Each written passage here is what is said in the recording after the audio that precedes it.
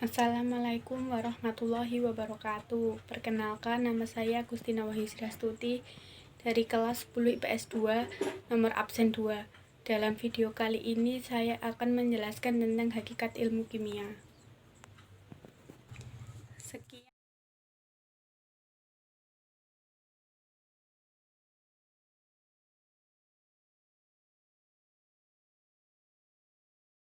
Hakikat ilmu kimia. Hakikat ilmu kimia berarti bahwa benda itu bisa mengalami perubahan bentuk maupun susunan partikel menjadi bentuk yang lain serta dapat menciptakan sifat-sifat yang berbeda dengan wujud semula. Ilmu kimia berdasarkan langkah-langkah sistematis disebut dengan metode ilmiah. Metode ilmiah adalah metode sains yang menggunakan langkah-langkah ilmiah dan rasional untuk mengungkapkan suatu permasalahan yang muncul dalam pikiran kita. Tahap-tahap metode ilmiah. 1. Pengamatan atau observasi. 2. Mencari pola hasil pengamatan. 3. Perumusan teori. 4. Pengujian teori. Ruang lingkup ilmu kimia mempelajari tentang 1. Susunan materi, mencakup komponen-komponen pembentuk materi dan perbandingan tiap komponen tersebut. 2. Struktur materi, mencakup struktur partikel-partikel penyusun materi. 3. Sifat materi, mencakup sifat fisis dan sifat kimia. 4. Perubahan materi, meliputi perubahan fisis dan kimia suatu materi. 5. Energi yang menyertai perubahan materi, menyangkut banyaknya energi yang menyertai perubahan materi serta asal-usulnya. Manfaat mempelajari ilmu kimia. A. Pemahaman kita menjadi lebih baik terhadap alam sekitar dan berbagai proses yang berlangsung. B. Mempunyai kemampuan untuk mengolah bahan alam menjadi produk yang lebih berguna. C. Membantu kita dalam rangka pembentukan sikap.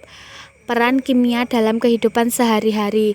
1. Pada bidang pertanian, contoh pupuk untuk menyuburkan tanaman dan pestisida untuk membasmi hama dan penyakit. 2. Pada bidang biologi, contoh proses fotosintesis, proses metabolisme pada tubuh. 3. Pada bidang industri, contoh membuat cat, semen, plastik, kain sintetis, dan paduan logam.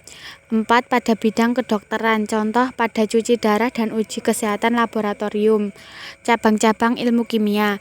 1. Kimia analitik, mempelajari tentang analisis bahan-bahan kimia yang terdapat dalam suatu produk. 2. Kimia fisik, fokus kajiannya berupa penentuan energi yang menyertai terjadinya reaksi kimia, sifat fisis zat serta perubahan senyawa kimia. 3. Kimia organik, mempelajari bahan-bahan kimia yang terdapat dalam makhluk hidup. 4.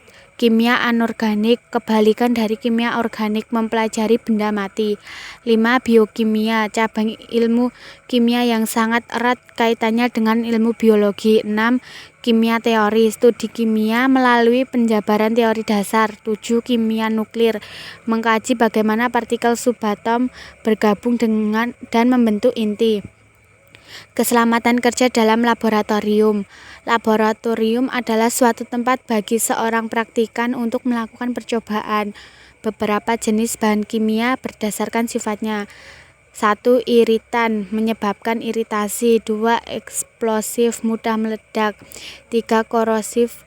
4. Tokik, beracun. 5. Flammable, mudah terbakar. Beberapa fasilitas mutlak yang harus ada di laboratorium diantaranya. 1.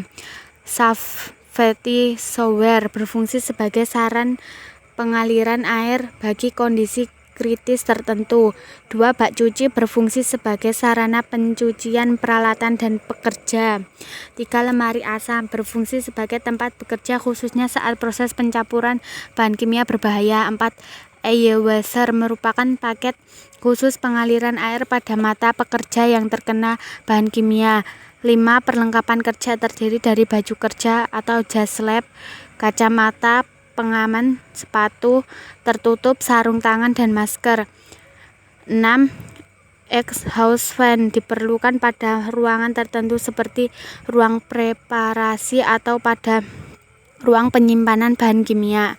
7. Pemadam kebakaran. Selain alat pemadam kebakaran ringan atau APAR yang merupakan paket media pemadam kebakaran dalam tabung bertekanan, juga perlu disediakan alat bantu pemadam kebakaran lainnya, yaitu karung goni basah, pasir, dan baju tahan api. 8. Alarm berfungsi sebagai komunikasi bahaya. 9. Petunjuk arah ruangan. Laboratorium merupakan tanda yang dapat memberikan informasi bagi pekerja laboratorium untuk keluar dari ruangan dengan aman dan selamat apabila terjadi bahaya di laboratorium. 10. P3K. Beberapa obat-obatan standar yang harus ada yaitu obat luka bakar, plester luka, kapas, antiseptik, kain kasar, dan lain-lain. Berikut alat-alat dalam laboratorium.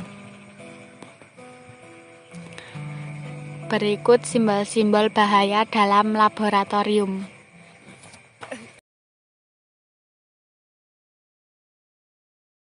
Sekian video dari saya, kurang lebihnya mohon maaf. Wassalamualaikum warahmatullahi wabarakatuh.